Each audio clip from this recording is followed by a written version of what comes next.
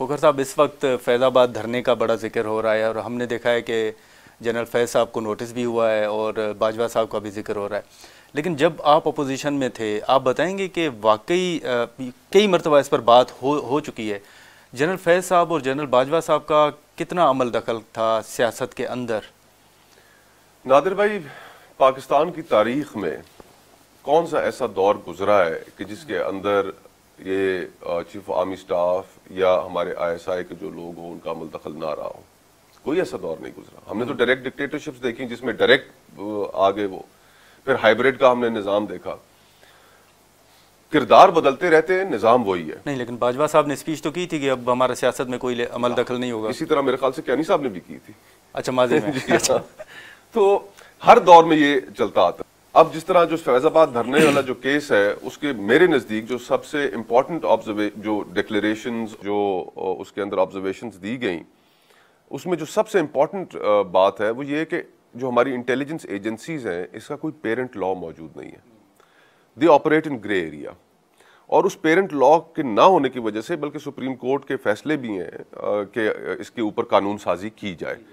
तो अगर हमने स्ट्रक्चरली चीज़ों को एड्रेस करना है, किरदार बदलते रहेंगे। वो 50s में और थे, 60s में और थे, 70s में और थे, आज और हैं, आज से 5 साल 10 साल पहले और थे। अगर हम इसको स्ट्रक्चरली एड्रेस करना चाहते हैं तो फिर हमें इसके लिए एक पेरेंट लॉ बनाना पड़ेगा, उनको कानून के दायरेकार में लाना पड़ेगा। कोई ना कोई एक ऐसी, चाहे आप पार्लियामेंट्री कमेटी बना लें जो ओवरसाइट करे, या कोई ओवरसाइट मैकेनिज्म आप कोई और सोच लें, एक अब करना पड़ेगा। ये वक्त की ज़रूरत है। आई मीन लेकिन खोखर साहब, जब आप इदारों पर या ख़ास तौर पर इस्टेब्लिशमेंट पर तनकीद करते हैं तो फिर लोग आपके ऊपर भी तनकीद करते हैं कि माजी में आपने भी तो इस्टेब्लिशमेंट को सपोर्ट किया। तो आप समझते हैं कि ये आपने जब पहले कहा कि खान साहब जो हैं वो सिलेक्टेड हैं, सिलेक्टर्स आप किसी और को कहते थे, फिर आपने बाजवा साहब को एक्सटेंशन भी दे दी, हमने देखा कि सारे आप एक साथ हो गए, तो उस वक्त आपने भी सपोर्ट किया।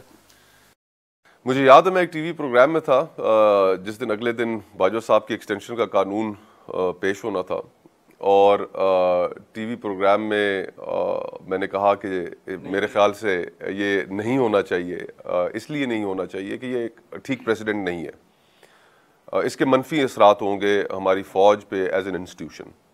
और हाँ, अगर कोई ऐसा जंग का माहौल हो, कोई इमरजेंसी आपके मुल्क में लगी हो, तो उस सूरत में आप 2-3 महीने के लिए, क्योंकि हालात का तकाजा ऐसा हो सकता है, लेकिन उसके अलावा नहीं होना चाहिए।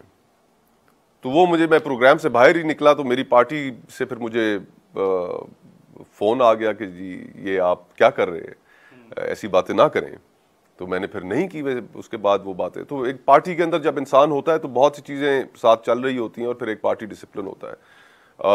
लेकिन मैं ये समझता हूँ कि अब जो भी हम माजी में करते रहे, पॉलिटिकल पार्टीज करती रही, इसी वजह से अगर आप उन्हें सिलेक्टेड कहते थे तो आज खुद सारे जो हैं वो सिलेक्ट होने के लिए तैयार हैं, लाडला बनने के लिए तैयार हैं।